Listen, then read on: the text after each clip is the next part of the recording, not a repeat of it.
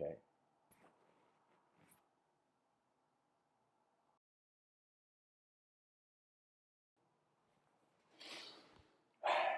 Hello, everyone.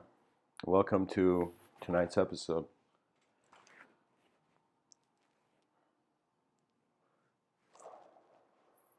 I would like to talk about, speak about the idea of subjective organisms and how they relate to the advancement of civilization. And so, pretty much, we are creatures that have various thoughts, and you can say that the mind of every person is a world generator, and their sense of self is extracted with how their intelligence is taking it all in. And so we see that it's kind of like the reaction, the result of the reaction of free will with its world translates in certain ways into the subjectivity of language. So it's as if we're human, we're creatures on a rock in the middle of nowhere, and we came to look at what we are, and we found out that it's a temporal kind of physical relationship with the world, but how the world animates behind our eyes makes us kind of be like an organism, a biological organism driven by a subjective sense of itself. So it's as if behind our eyes, this body translates into a concept. So the reason I said subjective organisms is because an organism is an objective thing. You know, the cells are objective; they exist. Subjectivity is strange because it exists but is not visible. That means I consider imagination to be the private room that every DNA has access to, and really the contents of one's mind, if they are not vocalized, they exist to oneself, to the self that can see those ideas in that moment, that has helped the world in a way where those ideas animate. When it comes to, I'm going to get into it hopefully at the end of this talk in regards to piloting one's subjective realm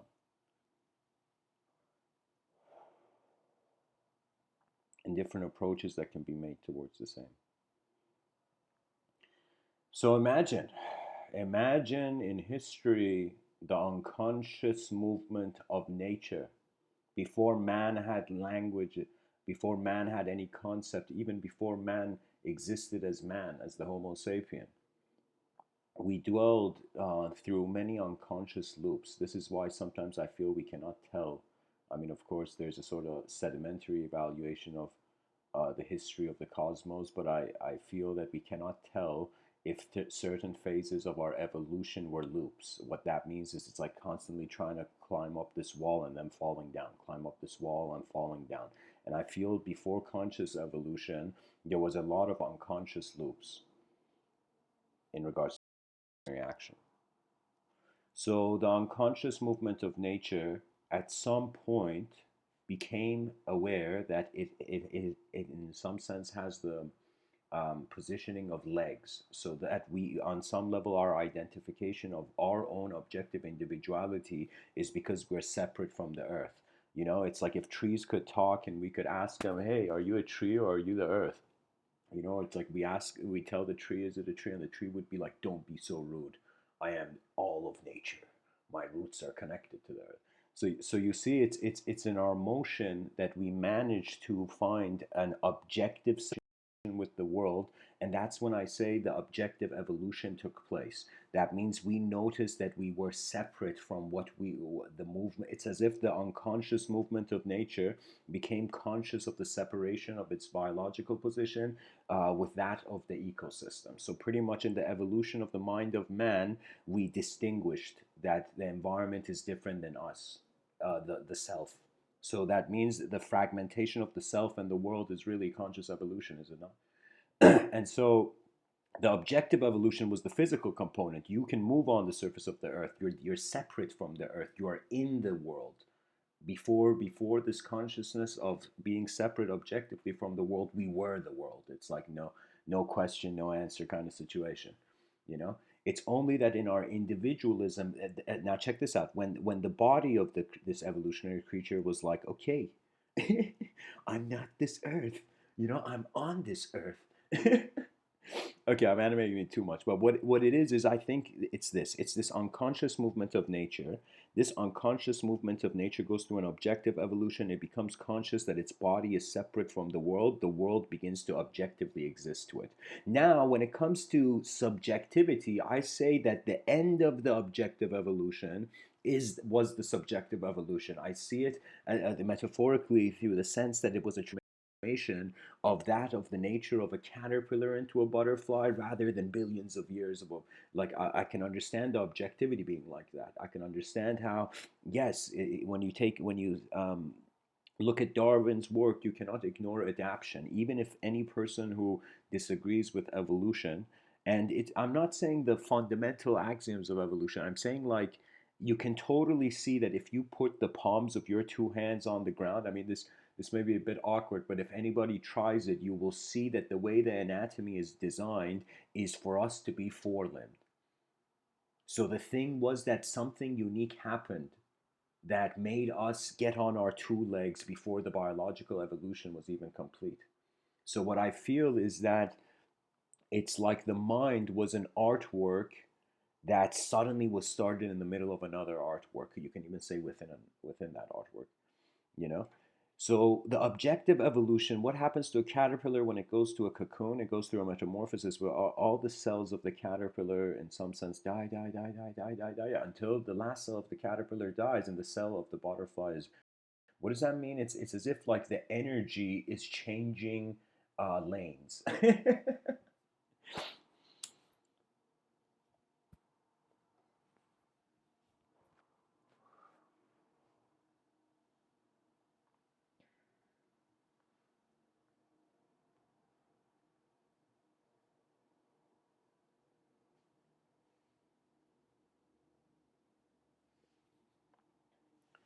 So this is what I'm kind of saying.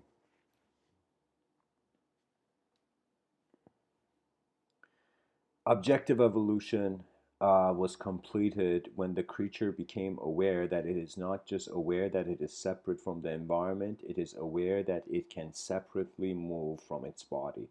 That was the birth of the mind that has been so reduced in the mainstream in 2020. I'm speaking that we have all ended up as language worshippers and we're worshiping language subconsciously.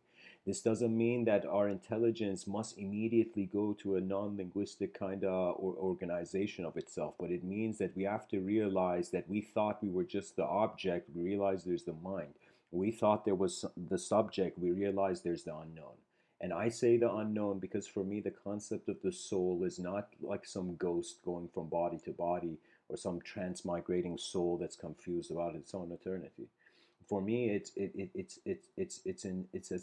a sense of recognizing the presence of novelty as the past changes. And so what that means is every being, every human being, they don't realize the strength. Every person harbors a strange inner strength. And the inner strength is that behind your eyes, when it comes to the subjective realm, you are a survivor on an island. You're lost in an island. It's a castaway situation. This is why I say you have to be comfortable confronting emptiness before you can truly work with the inner realms, or every phenomenology that pops up subjectively, you will try to connect it to your belief. And sometimes it's kind of like it's a strange ability to see a thought without touching it. So when the world becomes alive, there is a big potential that the subjective realms and reflect that animation. So what that means is I've seen a bird fly, I've closed my eyes, and I've seen literally a geometrical kind of blueprint of that bird, like as if that bird you only was kind of made with geometric lines, you know. So what I mean is I saw a bird flying, and then I closed my eyes, and geometry began to fly.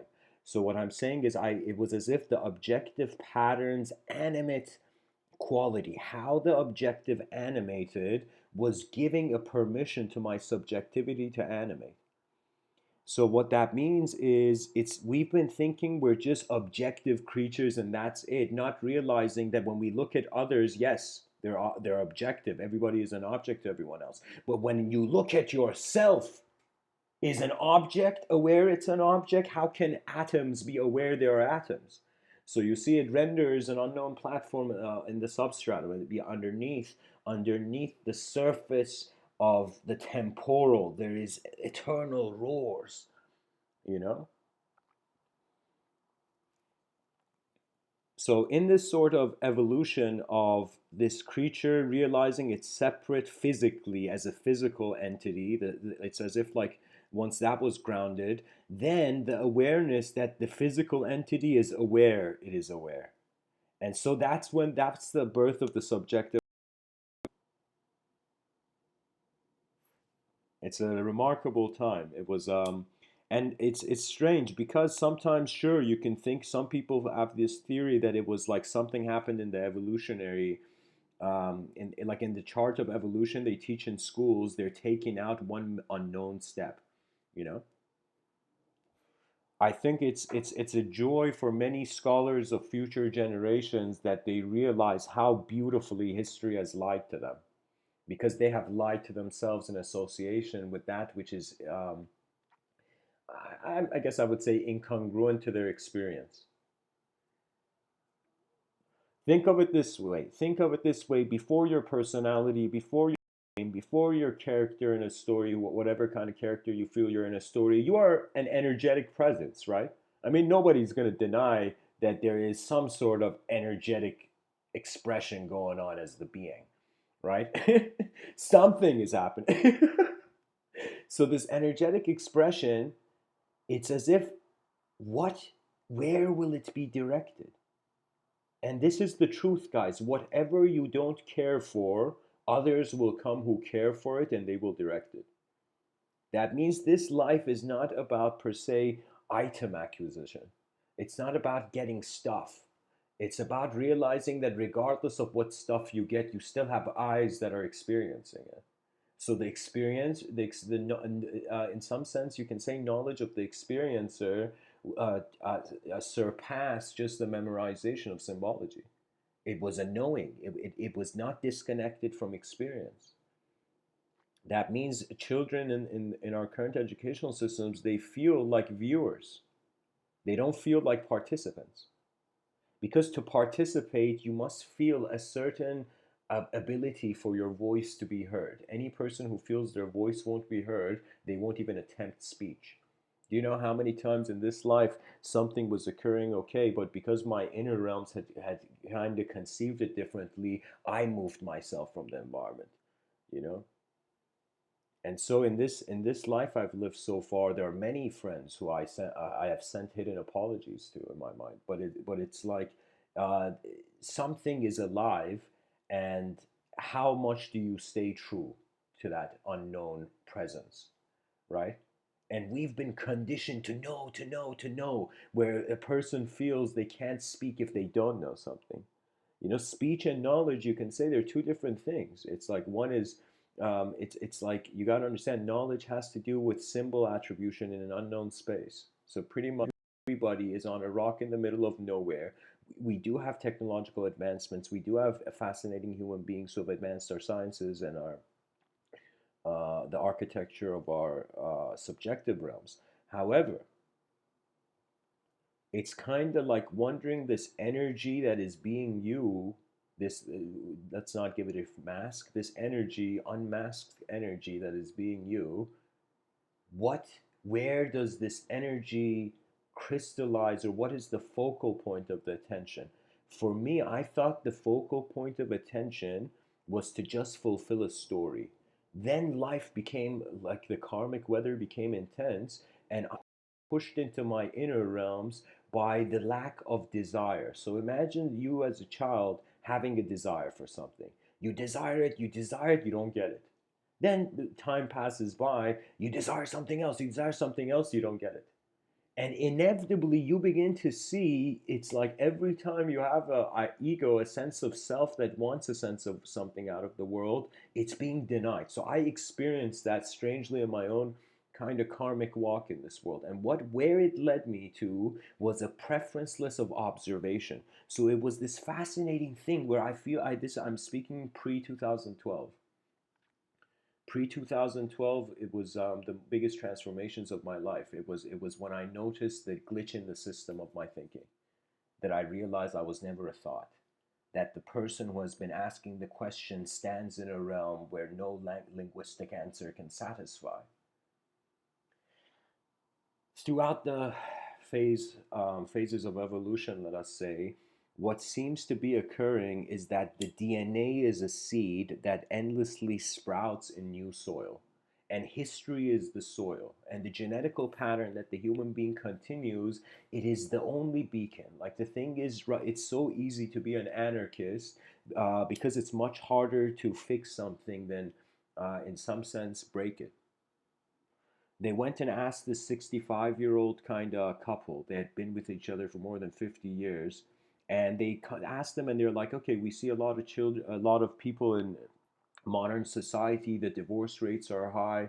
People have so many options that why should they care? It's as if people have access to so many. If we just want to get, for example, into relationships for desire, then it would be a very hollow labyrinth of endless opportunities. But the thing is, what I'm saying is that that old couple, this was their response to the future generations that had forgot what marriage was all about. And they said that we came from a time when something broke, we fixed it. There wasn't a replacement. You couldn't go to the store and get it. You had to use your will. You had to use your will and see what was in the dirt and reach into the dirt and grab that diamond of the innovation of the next moment and continue on. It's like there's a strange truth in the movie Hunger Games that hunger for continuity has been the landmark of our evolution, but there's more. It's like something new is being added to the dimension. If you could see the crystallization of the sophistication of of what kind of creatures we are today and what kind of creatures we used to be, it has been like an addition of layers. So it's kind of like, imagine me writing like a story of the world in one piece of paper, then me writing another story of the world on another piece of paper, and then constantly putting these pieces of paper on one another. And imagine these pieces of paper were like layers of glass instead of paper. And I put all these stories together, and they would be kind of like this three-dimensional um, like glass tiles over one another, therefore kind of rendering like one ultimate page that holds all stories.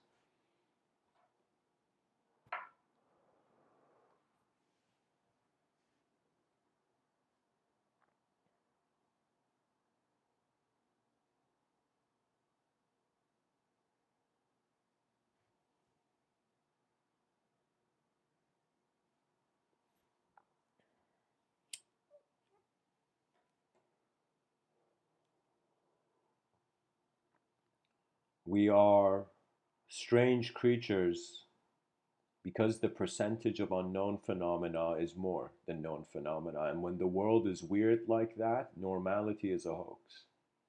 But this doesn't mean there shouldn't be organized patterns. So we can kind of say we evolved. Like, it's kind of strange, but when you look at evolution in a long scale and the result it has led in regards to human intelligence, it's as if matter wanted to become a thought.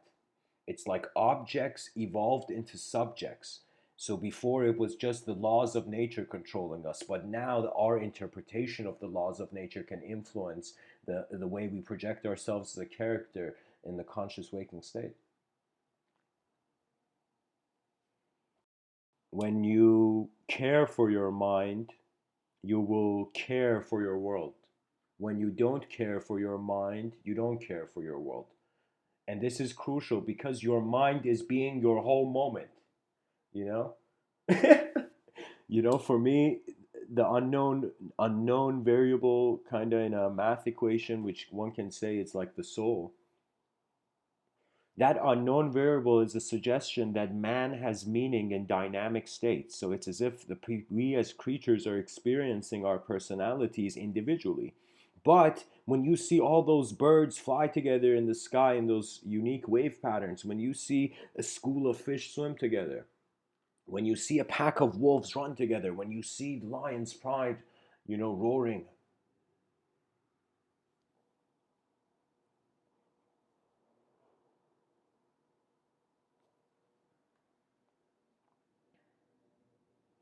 It's a suggestion that we, as much as the mind has an ability to present the moment as an individual, as a particle suggesting the field's intelligence, we are also the field.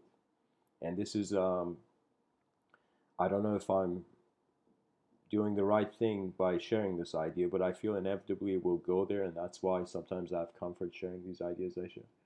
And really, what it is, it's the evolution of individualism into collectivity because there's nothing else it can do. It either vanishes or it becomes infinite. And to become infinite means its acceleration is increasing. The acceleration of human beings in society would mean the acceleration of language. What that means is if we get a certain mileage of like a sort of how many thoughts per minute a person has, how many thoughts they can have. It is as if in that advanced civilization, the thoughts per minute would be you can't count it because it's like a river moving. It's like a person trying to draw a picture of a river. It's like, sure, but good luck because the lines are changing all the time. And certain ways that the world can subjectively appear, or kind of us realizing that we are strangely a subjective navigation of an objective organism. Right now, as I'm speaking to you, the value system that I constitute my experience of existence is like, okay, there's me here, there's a self here. But when I think like, okay, I can see my body here, but how is it that I can't see the self? I can't see that field where sensory perception is residing in, And you kind of realize it reaches that paradoxical kind of mind. So this was very prominent in many mystical wisdom traditions and many practices, where after some point the unfathomable would arise, and when the unfathomable would arise, man's knowledge would be standing in inferior. So if someone was to wonder how do we go if there were higher dimensional beings and the world was a multidimensional place, how would we engage these dimensions? Because you see in ancient stories that the world was a much more multidimensional place. The whole point of the secular culture, I think, is to make it singular. That means, believe it or not, atheists and theists, I consider them on the same side. They both want truth to be singular.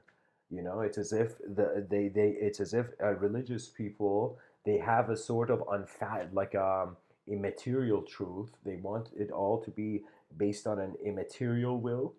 And when it comes to, for example, the secular mindset, it's a material. So one is saying we're objects, the other is saying we are the will of some intelligence beyond the veil of our perception. But ultimately, it's singular. That means multidimensionality was shunned. Multidimensionality in many early traditions, it was shunned because it was kind of either God's work or it didn't exist.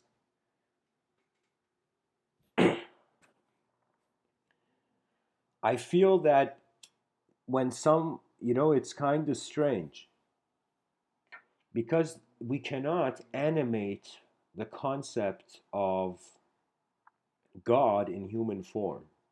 That means for us, I was like, what the hell happened in the 6th century? And I realized people were personifying the universe. Pretty much what has the story of existence been? Eyes open, see stuff, these eyes engage, and after a certain point, automatically, as nature's will commands, we disengage. So for me, I treat my existence in the moment. Of course, the various language is kind of like color. You can add any sort of color to any moment. Language is not just the color; it's also the outline of reality subjectively. So for me, evolution is doing some weird stuff. Evolution has made us into invisible thoughts or an invisible awareness of a visible self. And now that invisible awareness of a visible self is leading um, to subjective sophistication and mastery. That means we can say our external technologies. So this is a unique view that one of Mr. Within's kind of you know models on how technology should be acknowledged in this by the human civilization is pretty much there's a world in front of your eyes and there's a world behind your eyes.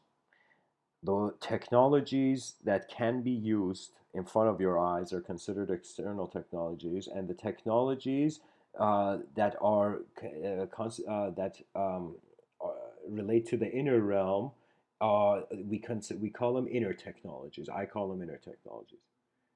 And for example, language to me is an inner technology. I am not a sentence on a piece of paper. I can never be that sentence even if I wanted to. These words that you hear me say, these are kind of like the fingers of the mind going on certain piano keys of, the alphabet of subjective containment that my mind has. You know? So I'm saying it's like the subject commands the object, and the experiential presence commands the subject. So what does that mean? That means the objective and subjective self share the singular point of the void. And the awareness in the void will conclude itself as the ultimate when that's all it's left with. I noticed something unique about desire. I remember seeing this kind of picture, this meme online, and it was showing a guy who was in a car, you know, driving in a car, and he was looking at a helicopter, and the guy was stuck in traffic, and the guy's like, I wish I had a helicopter right now. I could move around, in there. And then we see, as this guy in the car is looking at the helicopter, there's a guy on a motorcycle looking at the guy on the car, and he's like, I wish I had a car, man. And then we see there's a guy on a bicycle looking at the guy with the motorcycle, and he's like, I wish I had a motorcycle. And then we see there's a person walking on the street who looks at the guy with the bicycle and says, I wish I had a bicycle. And then we go see there's a person on a wheelchair where he's looking at the guy walking and he's saying, I wish I could walk.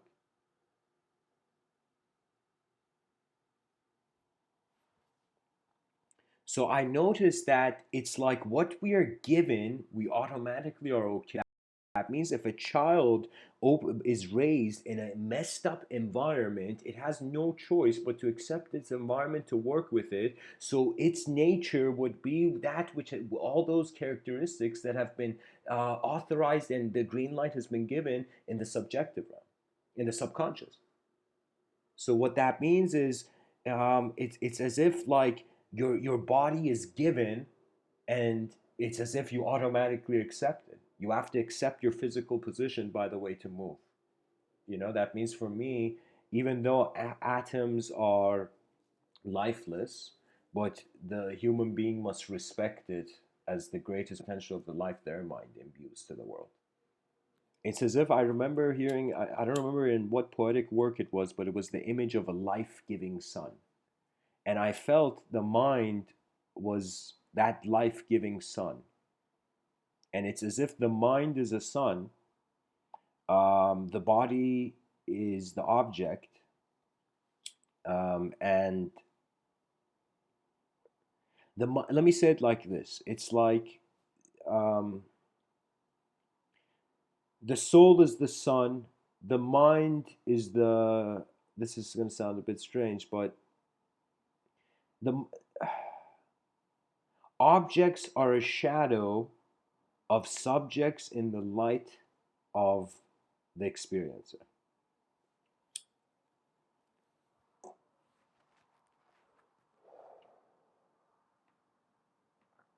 By the way, guys, recent I'm just sharing it for the sake of the page.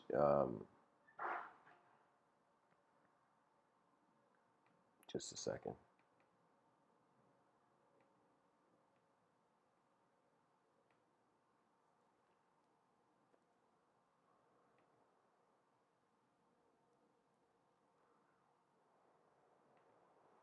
Okay, there we go.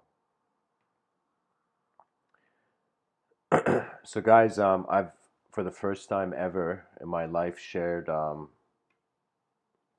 Patreon some of my poetic hymns that I've written, and I tend to have a relationship with literature where I trust my mind and I tend to just open pages in books and just kind of like um, explore the content. That means for me, the person who fears chaos has to have everything in the world have a certain order. But the person who sees chaos and order like the wings of a bird, like what you gonna do? The moment there's order, there's chaos. The moment there's chaos, there's order. The moment you do something bad, you'll notice that you could have done something good. The moment you do something good, you realize, okay, you didn't do something bad. So, anyways, I wanted to share um, a poem from a poetry collection that I've written. I mean, I'll get back to the talk, but I felt like reading a random poem right now. So let me see. Here, I'll do this if there's audience engagement. The audience can choose one poem, a number between uh, a number between 1 to 36. The first person to just say a number, I'll read that poem from the poetry collection, my Solaris. Meanwhile, I'm gonna have a quick intermission, guys. So, guys, choose a number here. I gotta write it. Um,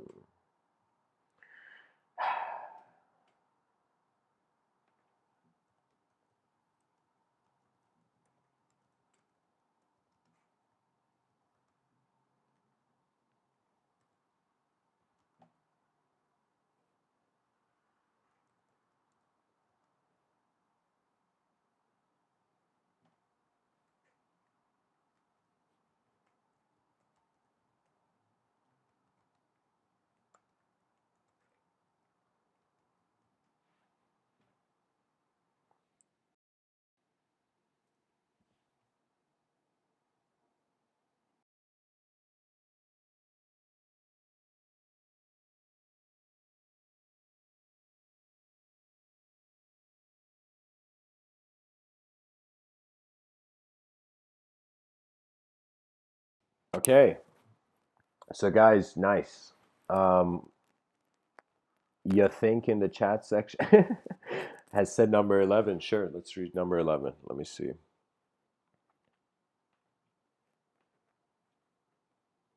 So, the poetry collection is called My Solaris. Let me tell you a little bit about kind of what was going on in my life.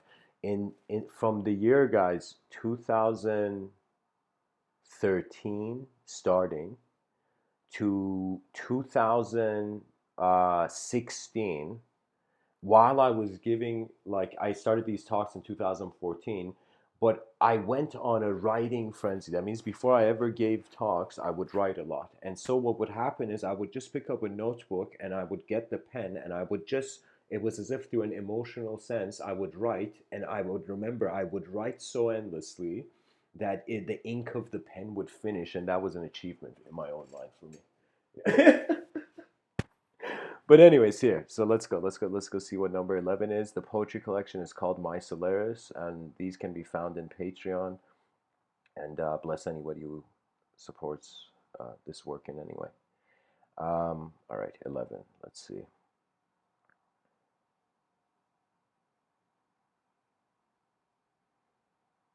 I'm just scrolling, guys. Hold on.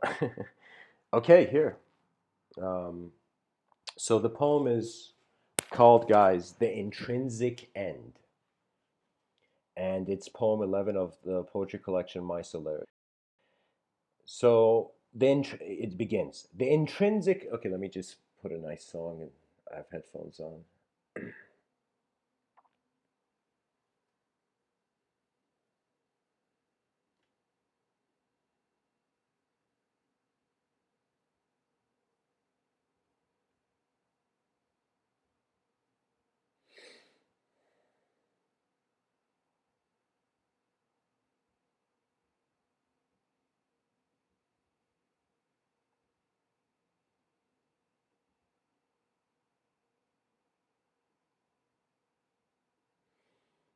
Okay, the intrinsic end.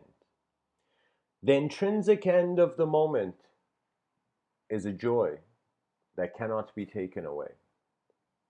When you seek what you do not have, you forget the creator that moves all creation. Let joy be absolute. All reality is pure intrinsically, beyond the locality of words made of sound. The joy of being is to trust yourself. Don't fight the prayer beads around the neck of a holy child. God is within us all. Who is trapped when we are all within the cosmic heart?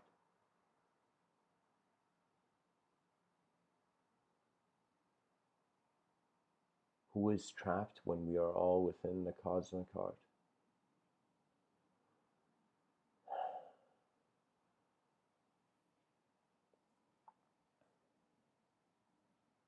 Of course, a poem is like a work of art.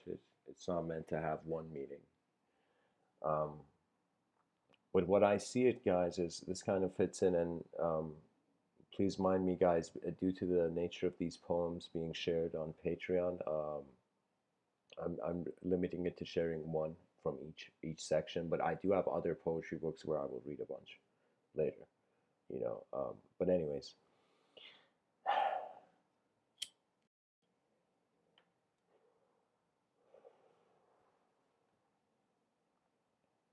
the intrinsic end of the moment is a joy that cannot be taken away.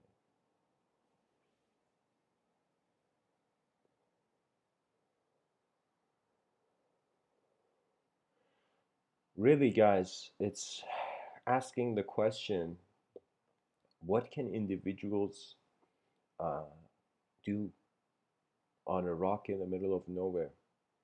And it's a blessing to have a mind. In the Hermetic lore, it says every human being, it says man was given mind and speech, but not every man has mind, even though every man has speech. And that mind, I think, is a relationship with how behind your eyes, even though you can choose to see a segmented self, a character, an archetype, you can also see that the mind is simultaneously being the world of that subjective self. So when you realize your mind is your world, how do you treat it?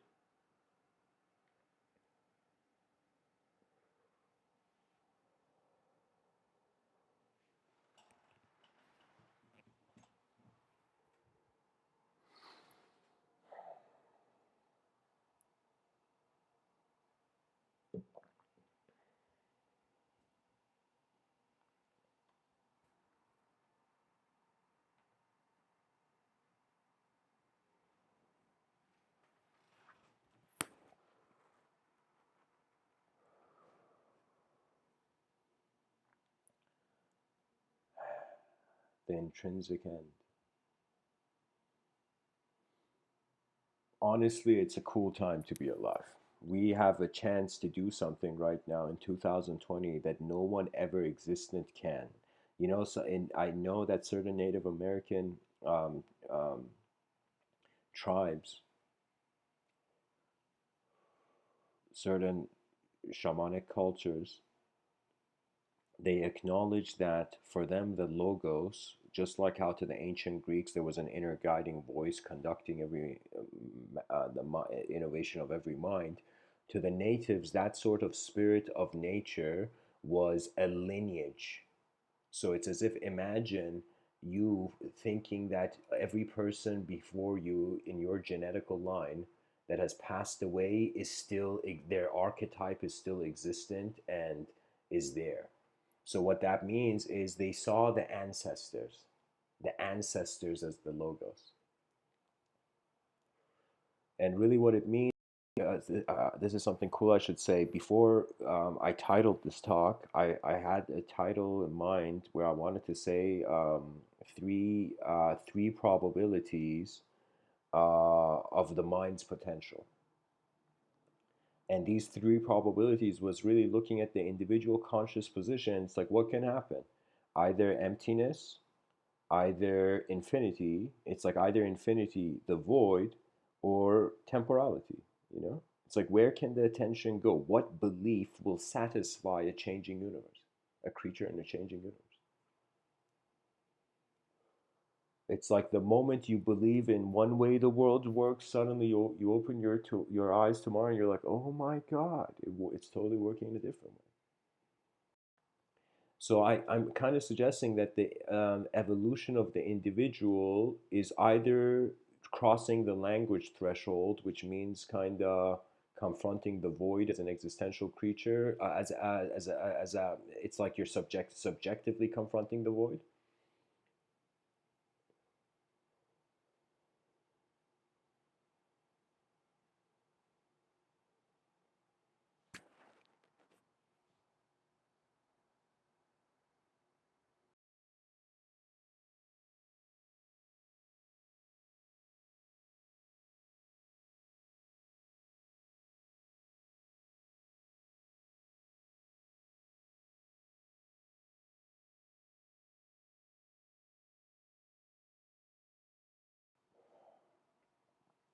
I kind of feel it's like evolution's been individually conscious for so long that eventually it will have to wonder about collective consciousness.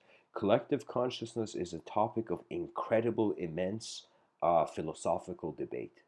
That means one thing I want to see in every educational system happen in their philosophy department, where they are beginning to see, go run back to the whole nature versus nature argument and begin to wonder about the disposition of the mind, not just in static modes of linguistic interpretation, but dynamic modes of experiential engagement.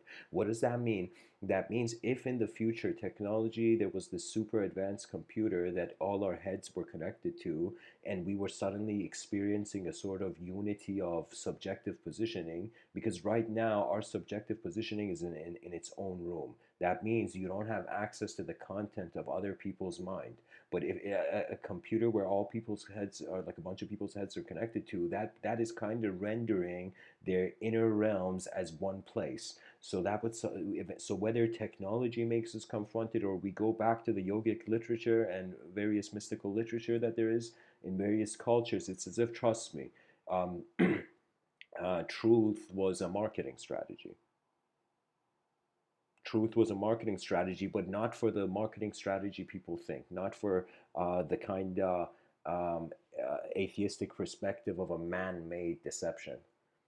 It was marketing for another possibility of the behavior of existence. So think as if like you're a behaviorist. You think that everything's kind of meaning is arising from the behavior that arises. Of course, all of knowledge is like everybody's looking at this giant table with a bunch of stuff on it, and people are looking at different part things in it, and then they're connecting to the other things. So it's kind of like we're squirrels on the branch of knowledge, realizing that our every attempt to kind of see what's happening, the tree is still growing.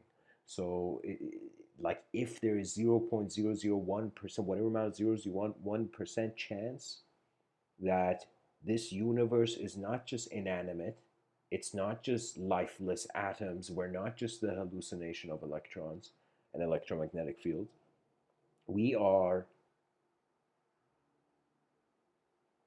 a transition of objective inefficiency to subjective.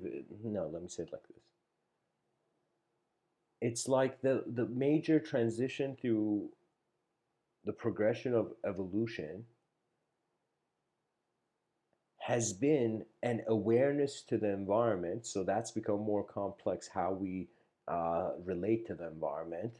But also, it has become so complex that we don't just relate to the outer environment. The outer environment, somebody telling you something, you hearing something on TV, everything, it can change the subjective constitution. So, really, what it means is the world in front of your eyes is changing slower than the world behind your eyes. So if the world behind your eyes is changing quicker, you feel you're in conscious control. So that's another way of saying when the world moves faster than you feel moved. The self identifies with the world.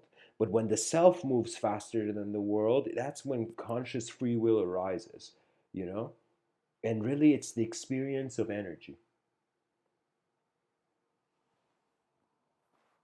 As if somebody said, what is.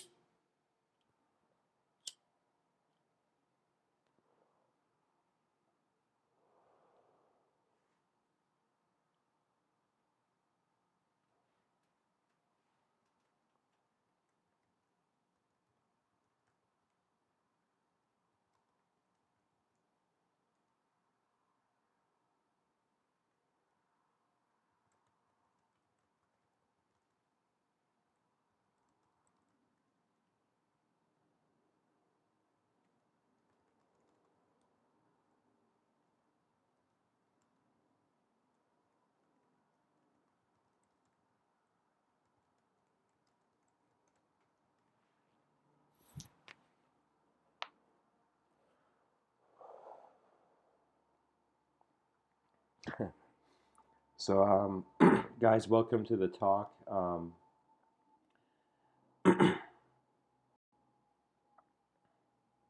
Of course, you can just, you think in the chat section, you can just rewind the talk and just kind of write it down if you want. But if you want to support me, the books are also available on, the poetry collection is available on Patreon. The reason is, guys, recently my mind's kind of felt, I don't want to say kind of, I felt mortality more, but it's just that I've recently felt that it's what it there should be a freedom of the inner realms to pour out into the outer realms. And this is kind of, I don't know, I won't say it's the last stance, but it's like if we were to look at civilization and wonder what's the coolest thing that can happen, a sort of external tolerance allowing the inner realms to be shared. So, how cool is it that we're all in one world, but the way we see this world animates behind our eyes through various multidimensional perspectives? And language is a way to linearize it.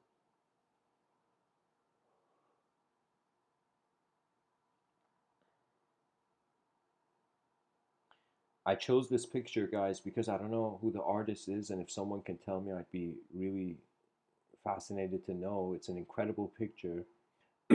It's not a picture that's suggesting, um,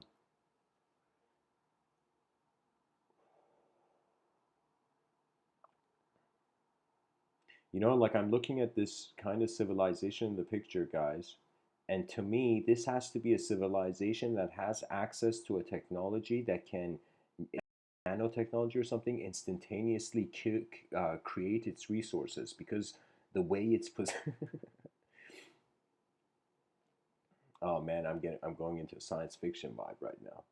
I'll share this because I think it's worth it, guys. I wrote something. I think it was pretty amazing. At least I felt surprised by even what I wrote, and it was this thing I wrote where I said it was the science. It was in my science fiction.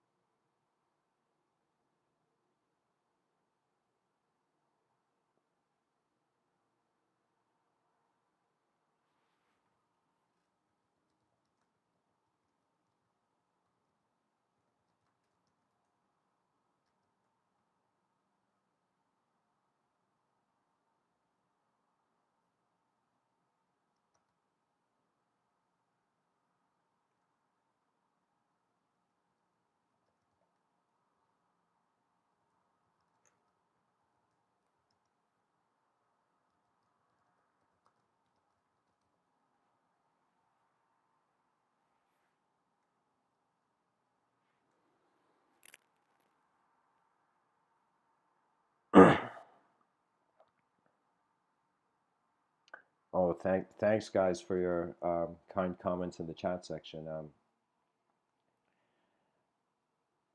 Hopefully, I can do justice, and because there's something in every talk I give. um, I don't consider myself really as an emotional person, but when it comes to the navigation through thought, I don't do it. It's either through kind of like the presence of an instantaneous emotion, or it is kind of witnessing the subjective landscape animate into image. So you can say,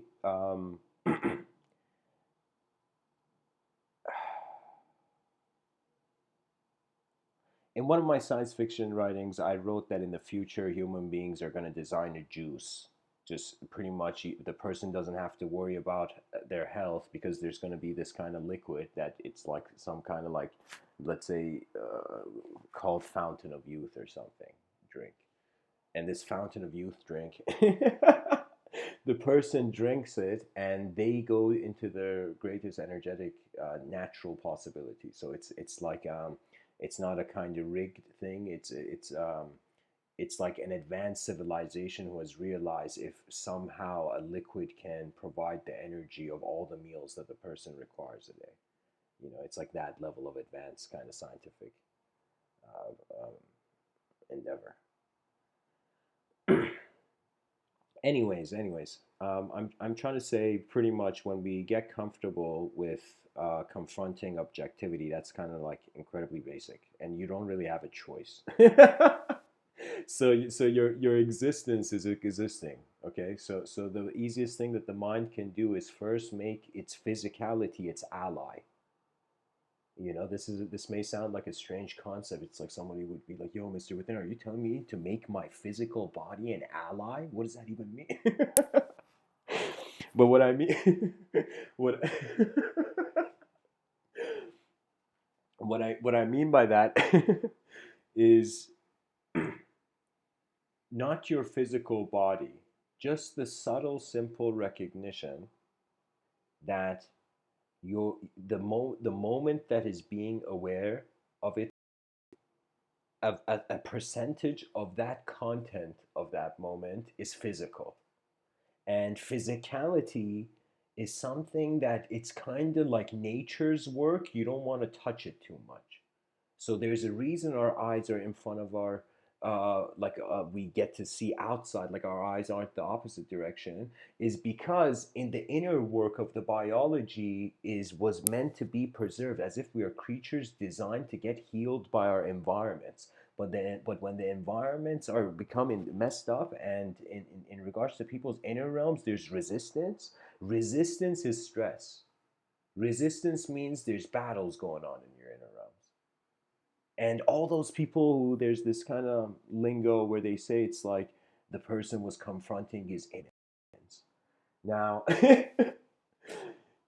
before we get, hyper spiritual about this,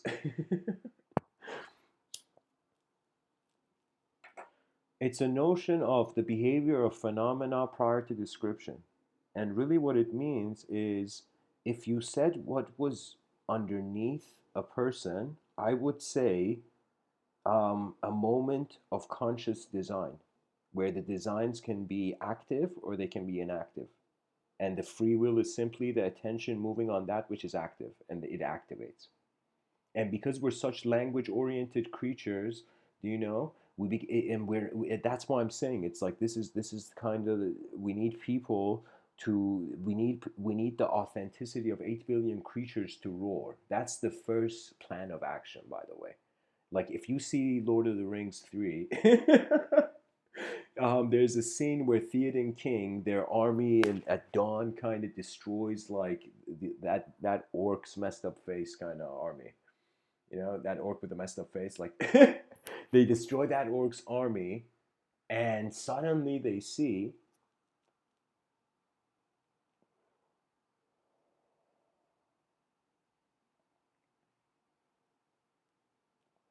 Theoden turns around, the king's on his horse, and these kind of horsemen that are riding, you know, with the king and all this, and all those people were there. It's as if the king they become victorious in the first battle. The king turns around and sees that there's these giant mammoths coming. Like, you know, it's like the king was probably like, "What is this Jurassic World? What the fuck?" And so what it is these mammoths are coming, and so the king in that moment, you could just see the authenticity of the actor. I don't know what the name of the actor is, but I think he's um, I hope to work with him in my filmmaker career, hopefully. But anyways, this actor, what happens is the king's eyes is like he sees suddenly like, oh shit. Like you could totally see that oh shit kind of sign, sort of release of the intensity of the eyes of the person, you know? And the king, what does he do? He says, right, I don't remember the exact line, but he says charge, he kind of like they suddenly ring these horns and a new initiative begins. Yeah, that's in the chat section. You think I just read your comment? I was laughing about the one juice fits all theory. That's really like in my science fiction writing. So you gotta consider that. Yeah. For me, science fiction is the evolution of fiction. Really, the evolution of nonfiction. That means it's like the difference between I find. I mean, I should probably be more acquainted with the terms of this field before I speak. But like, anyways, I'm going off here.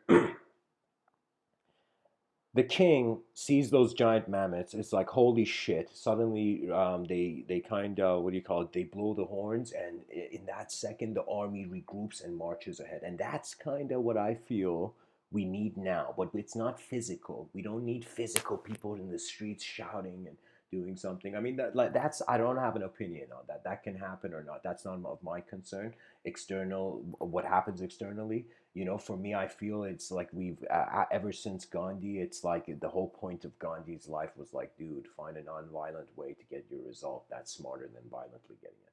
And so really that non-violent way has to be a consideration of the overall picture and a response. So if we look at the word responsibility, for me, sometimes words are they're playfully, they can become alive, and I like when I hear the word responsibility, I also hear like the phrases responsibility, right? And the ability to respond to life is really you got to be responsible to be able to find that ability. Some people underestimate the power of honesty. In legends, when you go read legends, honesty was where divine power entered. Uh, you know, it was a relationship of only when the being was being what it was, it could see.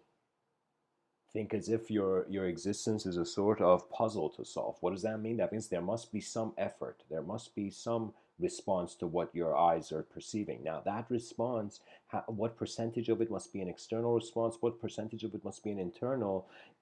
Externally, be a student, but in your inner realms, be a teacher. Let me tell you why. Because your inner realms are the responsibility of how your attention evokes them. It's kind of like seeing a picture. It's kind of like life is a three-dimensional picture.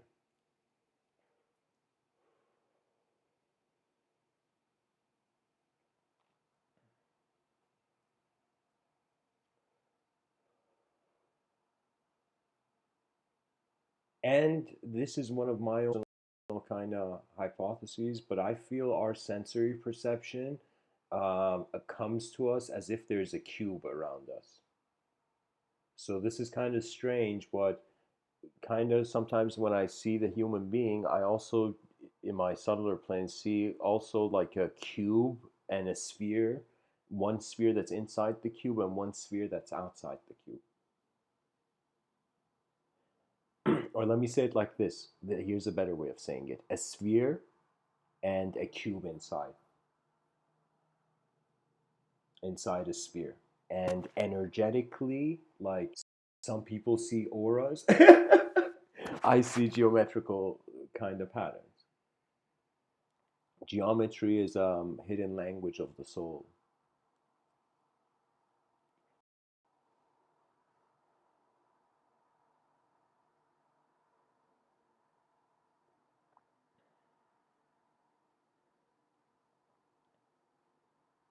a part of me knows that this system, its existence, or that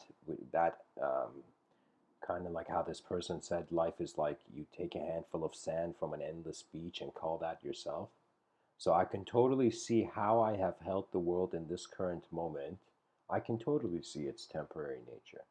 I can totally, ever since lighting my a candle and realizing it melts and ends, I confronted the existential nature.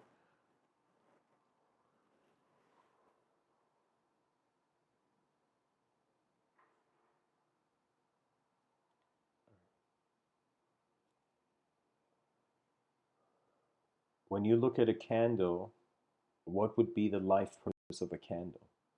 If we were a sort of biological body was the wax, and our consciousness and mind was the flame of the candle. And so we realize right now we are this unique kind of mind in which a certain objective phenomena it has can move in, can be administered in. So strangely, your mind is treating your body like a particle in a field. Your body is treating your mind as if the field is inside the particle. So what it means is it's a cool thing that see, no, I've said that the educational systems of the world, at some point there will happen this hilarious apocalypse. This hilarious apocalypse for the education system, where every person who has held on to a branch of knowledge not only realizes all these branches connect to the same trunk, but realizes that there is the emptiness here, that language was sparked. It's like somebody taking a stick and stone and sparking fire or something, you know. Similarly, it's as if we took objective phenomena and subjective symbolisms and made our subjective linguistic simulations as worlds.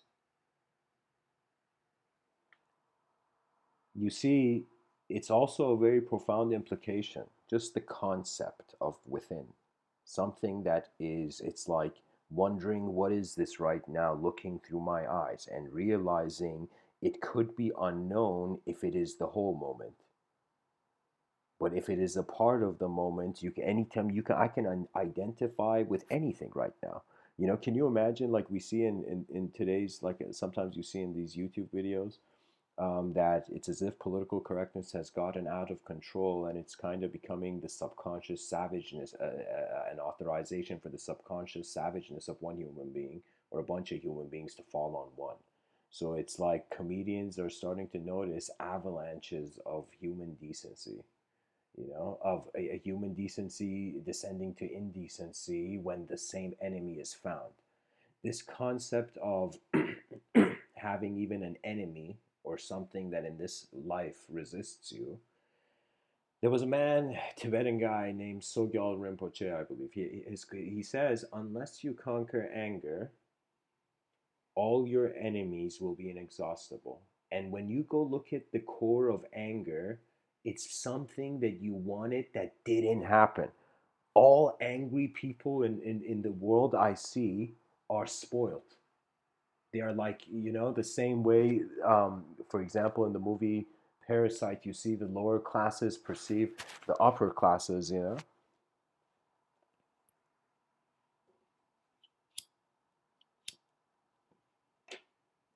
For me, angry people are spoiled souls, spoiled rich souls, you know.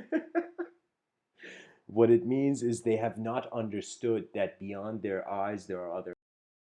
They haven't found the decency of how gently to walk into the unknown.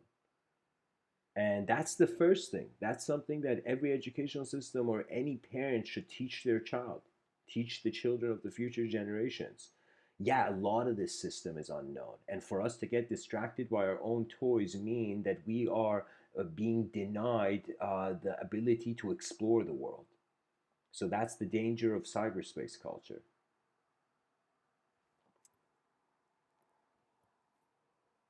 The danger of cyberspace culture is like nowadays we see people kind of thinking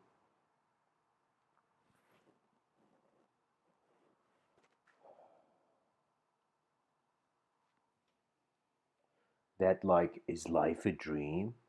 Am I awakened? Is this a dream? To the cyberspace considering, am I stuck in another? How many reality simulations am I stuck in? An advanced civilization would mean that the members of the civilization have not only acknowledged the dualistic foundation to many of life's meaning. So, what that means is that the light of the sun, think about it, our planet a full body tan. And and so what it means is this constant on and off switch of light hitting the surface of the earth, I believe, is the source of our psychology. We see our heart, kind of being like on off, on off. We see in regards to breathing that on off effect.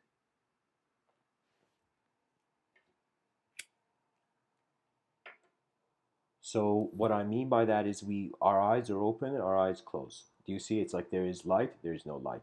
There is light. It's like, oh my God, I see the light of truth. It's like you blink, and then oh shit, it's gone. Oh my God, light of truth. Oh, it's gone.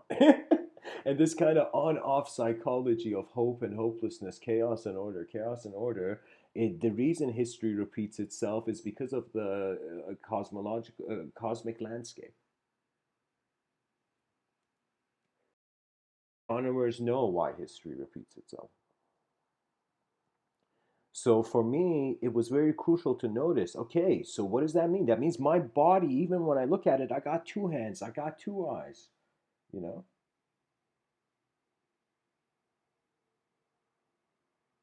What's interesting is like we don't have two hearts. Imagine like technology in the future becoming so advanced, people got two hearts. How insane would that be? I'm definitely gonna integrate that idea in my science fiction. A two heart world, you know? But what it is, what what I'm suggesting here,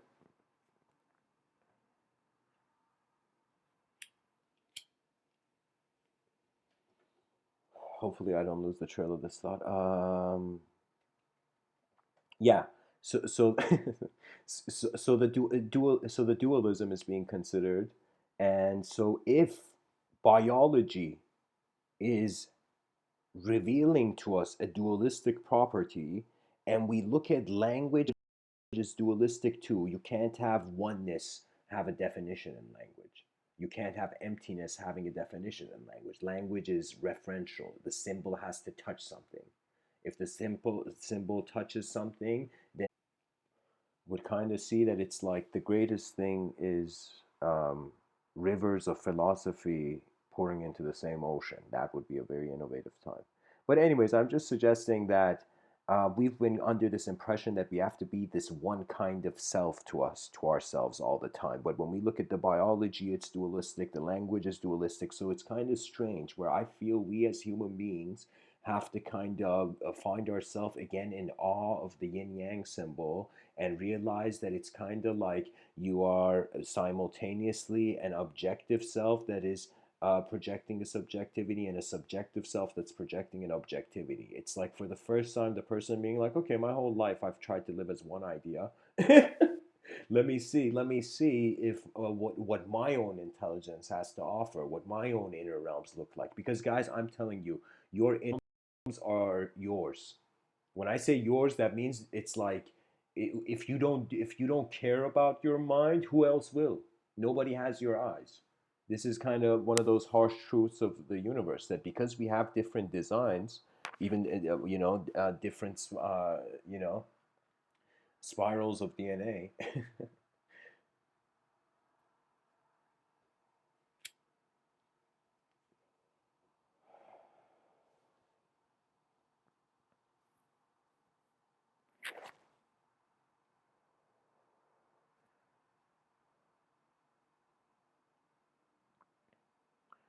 I feel simply that I don't know. I on one angle we are too animalistic still. That means even though objectively the world is more civilized than it has ever been, but strangely, the nature of people in society, it's still treating it as a concrete jungle. The reason is because when a society and civilization doesn't look good, it means that civilization doesn't respect itself. When the civilization doesn't respect itself, it's like the parent of the household not respecting itself. So why would the kid even respect itself? Why would the kid respect the parent? The kid goes into this mode of kind of being like, fuck this, fuck this, fuck this, excuse my language, but that does happen. And it depends on how much fragile the conditioning is. This is why I'm telling you the best thing to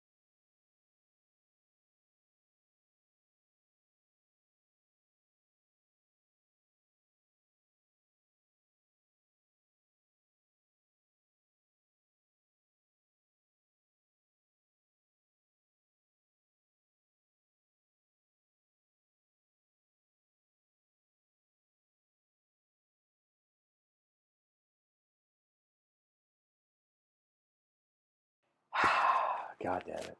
Sorry, guys. This thing was on mute and I was saying stuff, you know.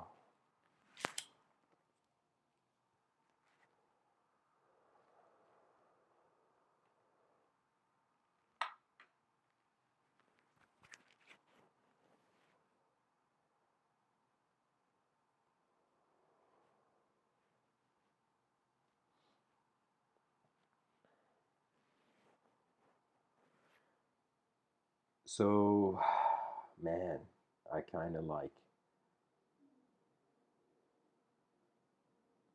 you don't know how many times these talks I've given have felt to me like this mountain I've tried to climb, then fallen, and then I have to kind of climb back.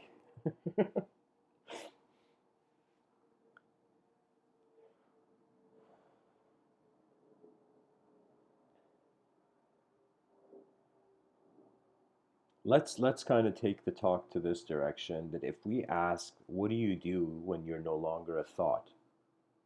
What can a creature of, let's say, beyond thought be? And my consideration is that really we have to look.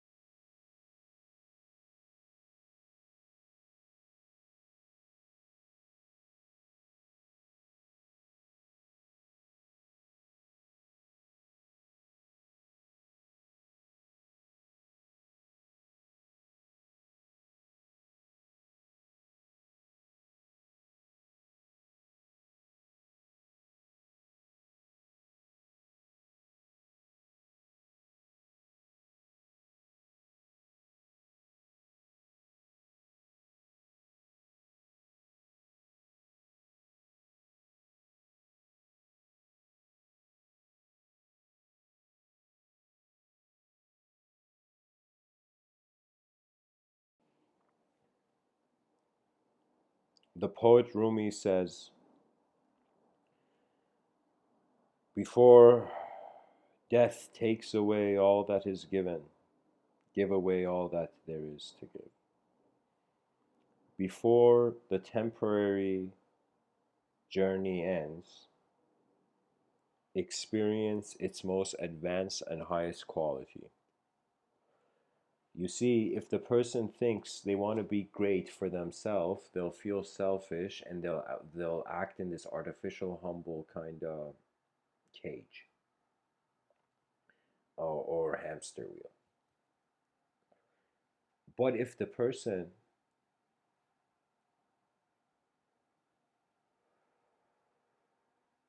realizes that if it is okay to be the weak, to be the worst, why does the mind not have an ability in that moment to also see the opposite? So it's kind of like calculating, and really, I think this is what rationality is really focused. The rational endeavor, because really what life is we're putting on different glasses as different ways of articulation. So it's like a person you can say is like, if we treat beliefs as blindfolds, you can say a person with a blindfold can look at a starry sky and see nothing. A person with a certain a solid belief, only one kind of belief in one just archetype, never experiences the evolution of their archetype. And if you fear the new, the past will define you. And when the past defines you, you endure life without updating it, and that's inefficient. Every person on this planet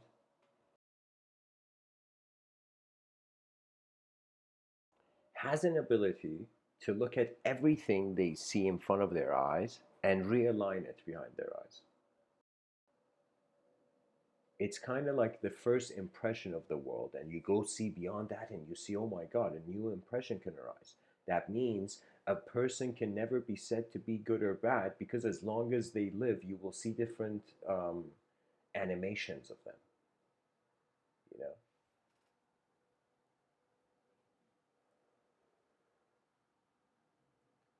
An advanced civilization that is not sorry, this is where I was taking it. Greatness um, becomes a what if potential we try. And greatness means, rather than thinking of a great character in a story and then that becoming a picture of desire for you, it's kind of wondering, as kind of like it. This is comes from, like, I think Shaolin monks had access to this sort of wisdom, where rather than ideological inspiration of action, the mindfulness of the direct experiential witness moves the moment. So, what that means is, when you have no opinion on the content of your moment, you'll realize you're being all of it. So, the mind is not, cannot be contained, it doesn't have a shape, but it generates endless shapes.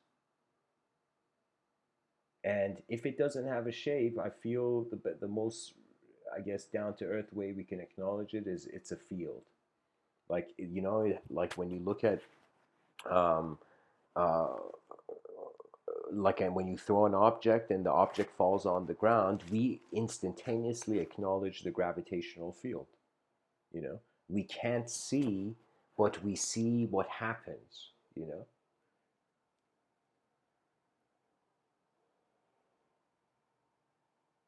So it's kind of like an invisible field where all visible particles move in.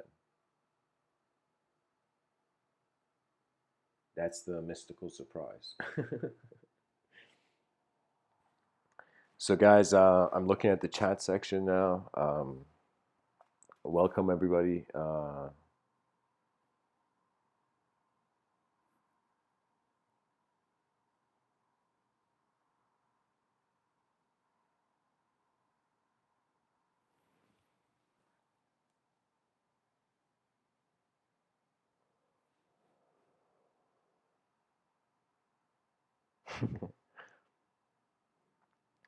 Yeah, guys, it's kind of liberating the intelligence of the moment, just defined by certain subjective, structures.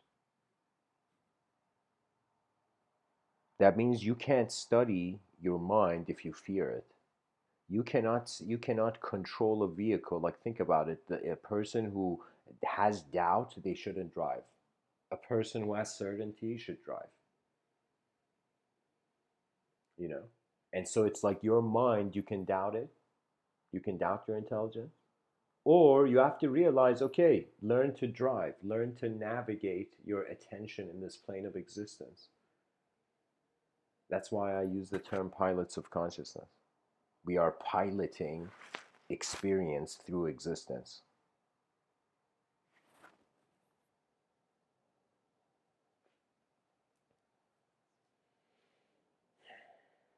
An advanced civilization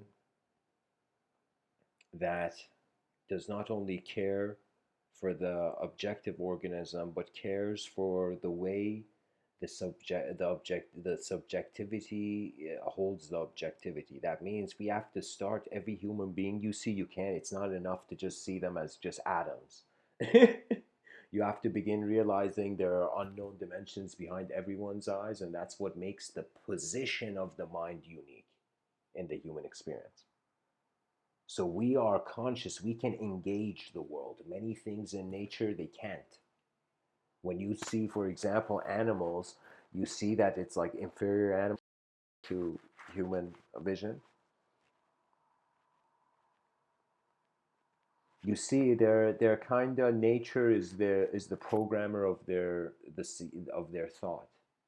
It's instinctual. The environment is the language, is the movement of language in their mind. But for human beings, it's the environment has been chosen to be like an empty piece of paper, static.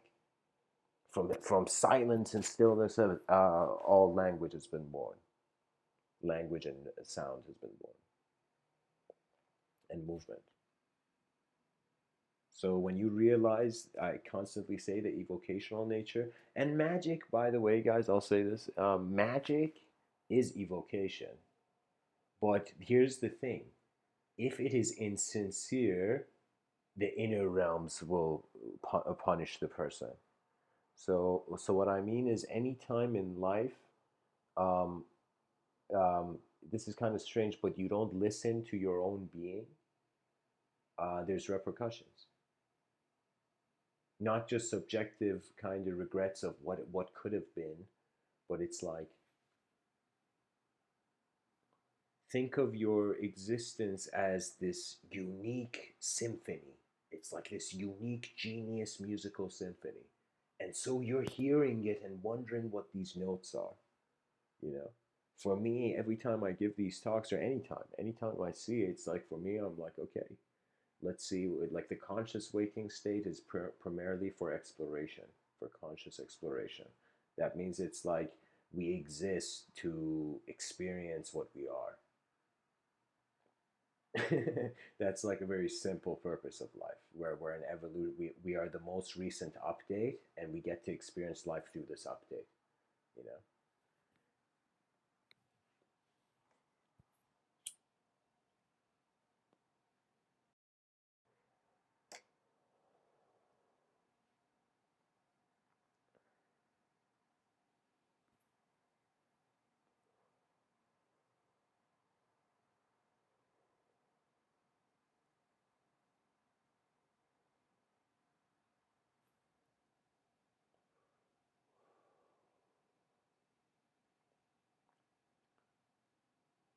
I'm kind of thinking like that spaceship in the picture, probably the people in that ship are kind of looking at this advanced civilization, and they're like, do people still live like this? It's like the people in that ship could be way advanced in civilization than these guys. Yeah.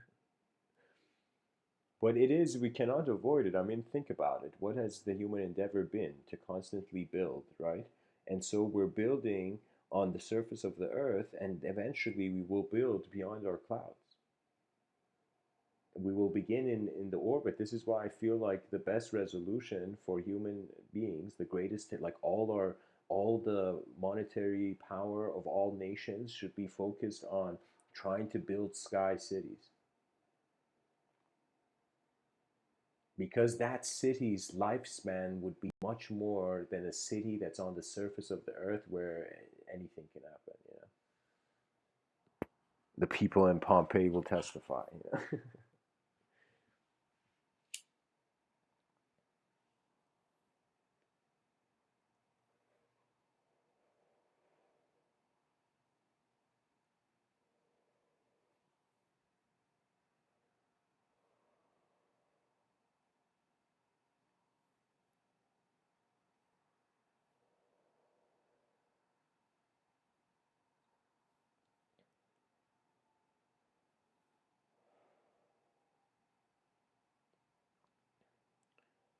The evolution of all language is into beyond the language threshold, which is I will appear to the archetype as an infinite rhythm or a void predestination.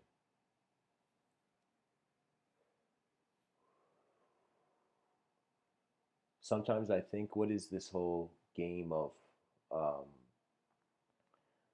language? You know, and I realize it's like we're just sensitive to how we write, how we are in the moment. You know, and when you become sensitive to your subjective realms, that's really interesting, because it doesn't mean your thoughts are everywhere or whatever. It means you don't have an opinion on what thoughts arise. You learn to watch your thoughts like you watch like a bird flying from a branch of a tree. You can see how certain images arise and images go. So what does that mean? That means all our knowledge is like in a language is two-dimensional, but we're like three-dimensional beings. You know what I mean? So I'm just using a dimensional metaphor. That means our technology is less inferior, is in a lesser dimension than we are. So to our own creations, we appear as the creator. But when we look at our own creation, how we are created, so of course, some people in the world, again, as I said, the personification of the unknown.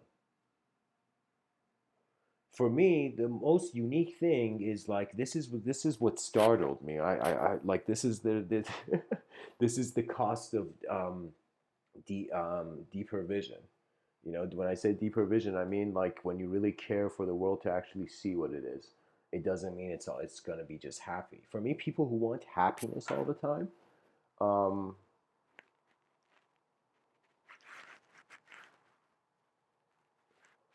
it's kind of like too robotic.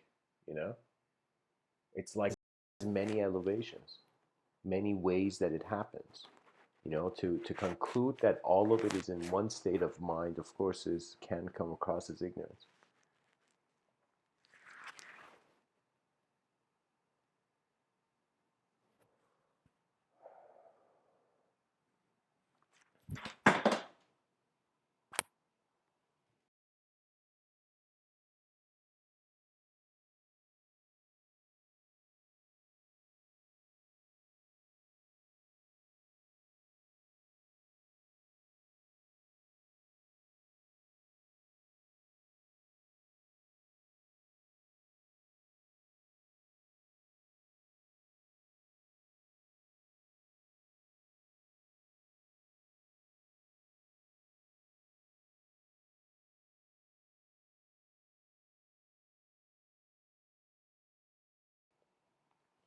One can ask playfully, what is the destination of thought?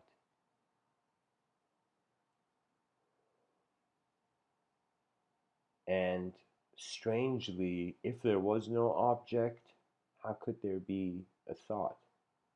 That means if there was not a separate body, how could there be a unique mind? I speak about this way that I categorize the dimensions of the world, and I kind of, in my mind, playfully, I've kind of attempted to bring it alive into in my science fiction, but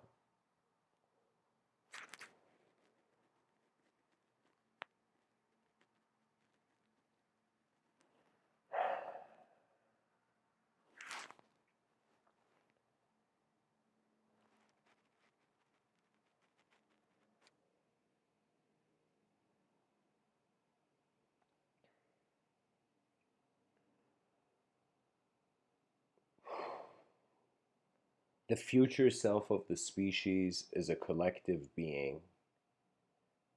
The veil of thought we experience now is, um, beyond that veil is a dimension beyond time where history is not linear.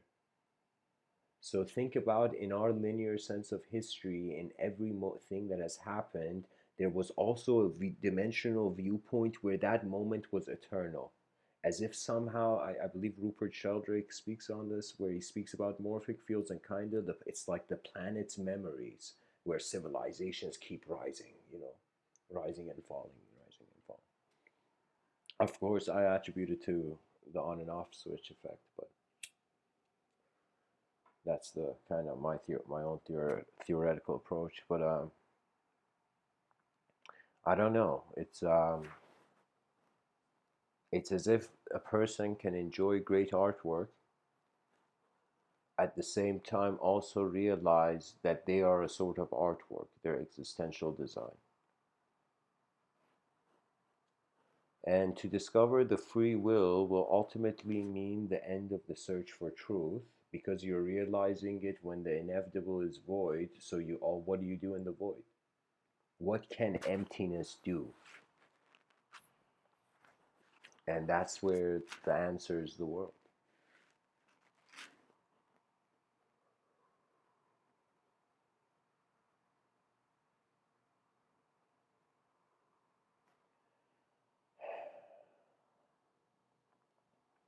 I'll share with you guys something from my science fiction writings. It's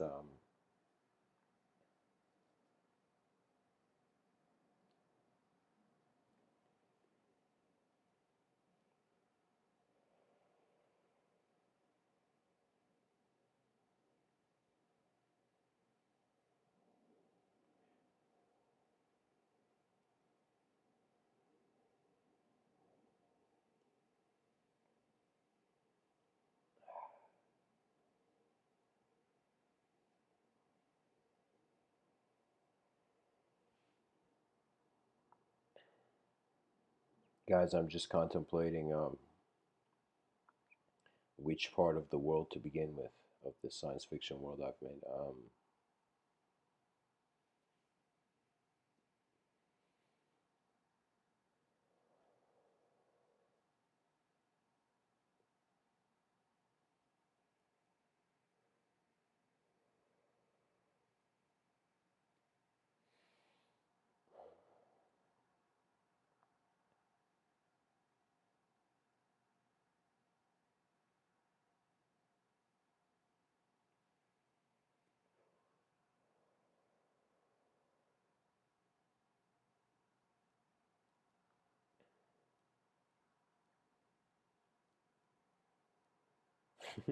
Sorry, guys, I really don't know which chapter to share. Um,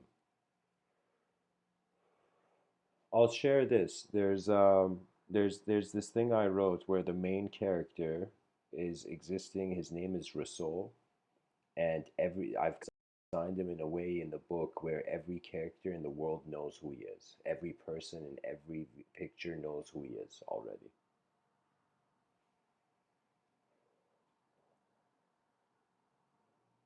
And so everybody in the book calls him the wise one, you know. Oh, wise one, you know. So what this narrative is in the year, I've set the date in the year 5025, and the civilization is incredible. I've given myself, in this science fiction work that I've done, complete permission of every sort of abstract archetypal position. So I have not only given, not only there is extraterrestrials and the robotic realms, robots, and various other creatures. I call them star beings, children who are like, one of their parents are like extraterrestrial, not from Earth, you know. And even how, like, I've even gone into, like, it's not in this chapter, but about how the sort of marriage ceremony would occur between an extraterrestrial and a terrestrial and all that.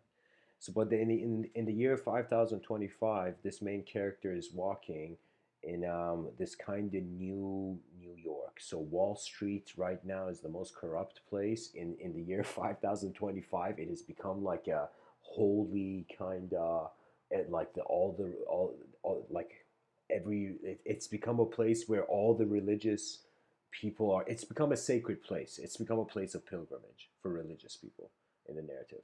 So the way that's the characters walk in there, and the way the civilization, I had to say this too, is divided between the traditionalists and the futurists. The futurists are all those beings who feel they're eternal, and the traditionalists are all those who feel history was linear and time is just going from past to future. So the futurists don't believe in the future; they believe they're eternal, But the traditionalists believe there's a future, believes there's something like that, you know. So it's as if I've kind of made it a society where eternal beings are walking on the street as temporary beings. For example, robots in this story, they feel like eternal beings. They're automatically futurists, you know, because they don't have a soul. But some human beings are like, no, we have a soul, and it's kind of like the past fighting the future kind of thing we find in history everywhere. So in this story, what is this story? This main character, he goes and he's walking in this park in New York, Central, that kind of park that's there, Central Park, and that's the setting, and Rasul is walking there. And by the way, the whole government, there's 9 parallel dimensions to Earth, and the government in the narrative that's running the thing is called the Enlightened Society, and it's the first government that is governing many worlds. It's as if like it's a government that's governing many parallel dimensions of Earth, you know. And there's, for example, sort of visa restrictions of human beings being able to transfer and travel from one parallel reality of Earth to another parallel reality of Earth, you know. And this framework of the story even gets more intense because I've given even soul. I've given, like, for example, the main character.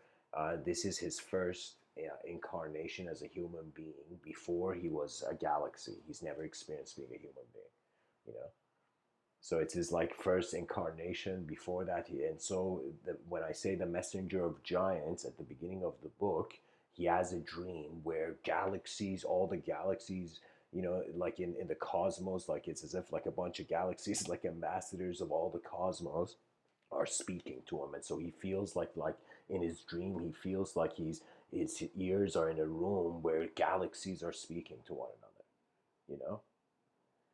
And so in this story, what's going to happen? I gotta kind of skip and kind of return, but it's this thing where Rasul is walking in this park, and there's like Buddhist monks, and like not Buddhist, but like different kind of monks washing the streets of Wall Street and kind of blessing everything, and there's flowers everywhere, and it's like it's kind of become like a sacred kind of divine pilgrimage, you know.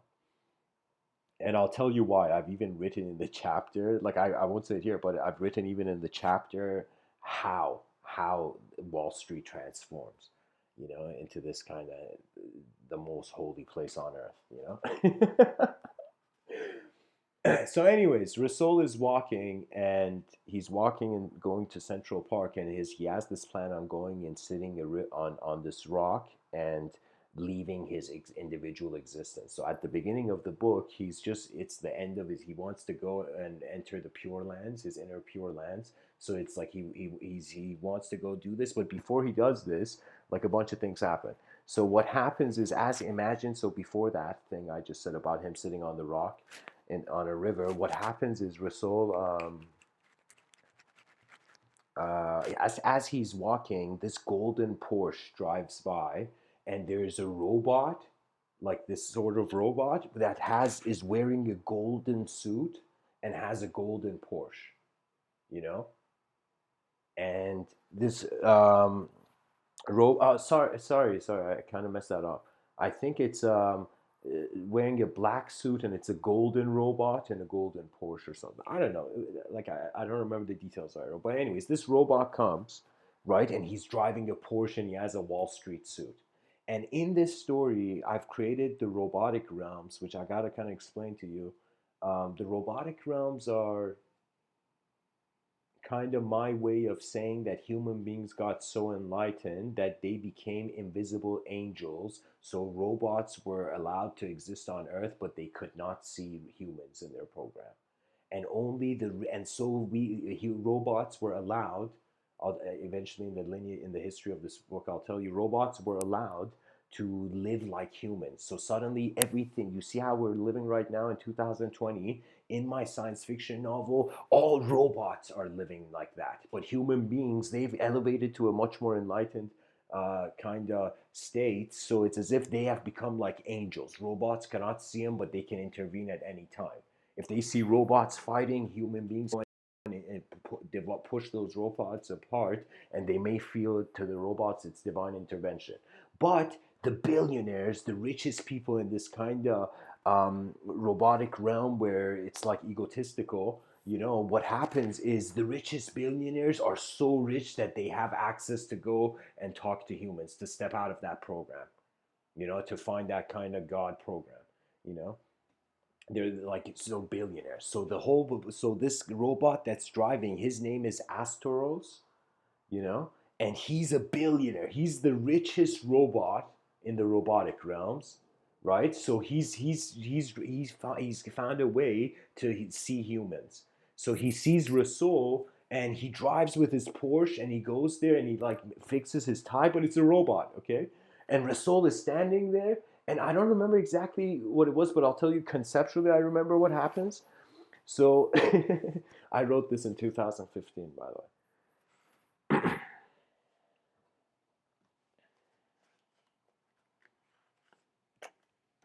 uh, 2015 and 16, like, yeah,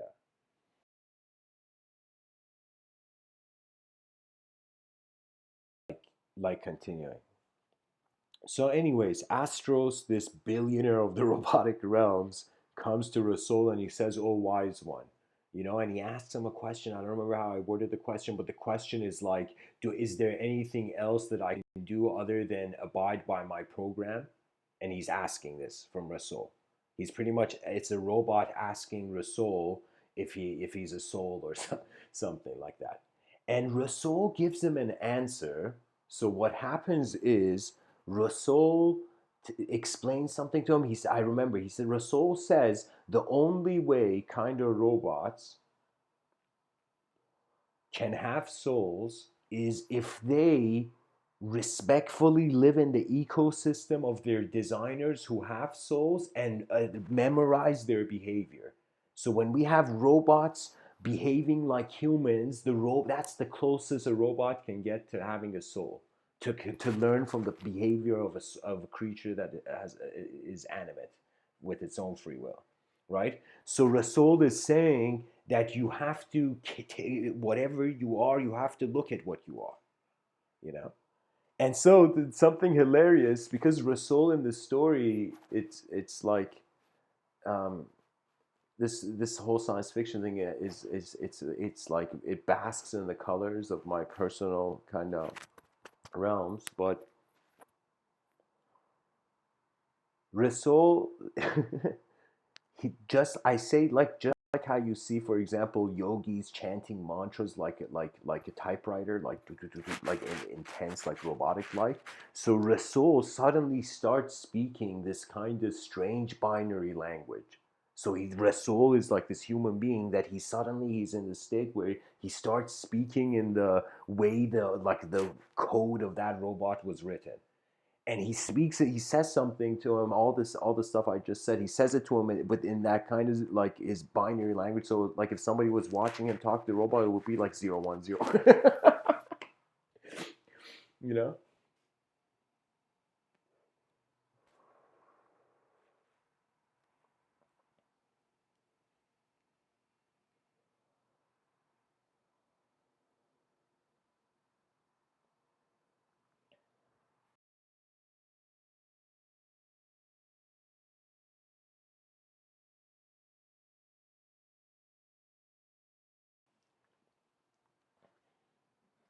And yeah, guys, pretty much Rasul tells Astros that you can't buy your way into truth, because truth is not something being sold. He's ultimately saying that the robotic psychology must be able to see more than itself to be aware as a self. And the only way it can is to see how creatures behave. So, and there's a lot of robotic things in this sci-fi story, you know. And what happens to Astros is that I say for a second his computing power for zero point 0.0 some percentage is slower. It's just this microsecond a bit slower than usual, and it's like a heart attack for a robot, I say. So he gets shocked of how simple what he wanted was, you know.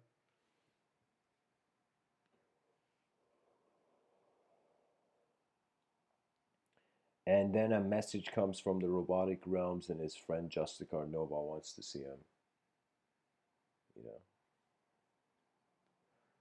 And the story continues. But anyways, guys, I feel I'm reaching the end of the talk here. Thanks for tuning in. Um, to be honest, my whole thing is like, you know, we gotta care for what we want to evolve, and the use of our free will. It's like this is why the world's here. The world is here not to just stare at it, but to engage it. You know, we it's like pioneering the future, the engines of the future generations by having the greatest effort now. It's as if imagine the future generations look back, and rather than seeing scared and ignorant people, they look back and they see fearless, kind of fearless efforts of human beings towards advancing their civilization. To assume authority helps no one.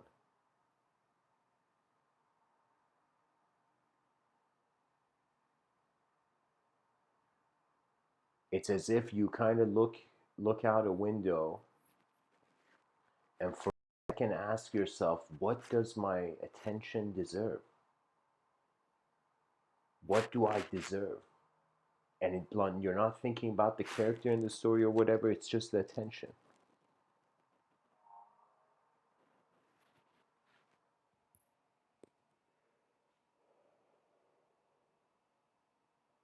So anyways, guys, thanks for tuning in. Much blessings and namaste.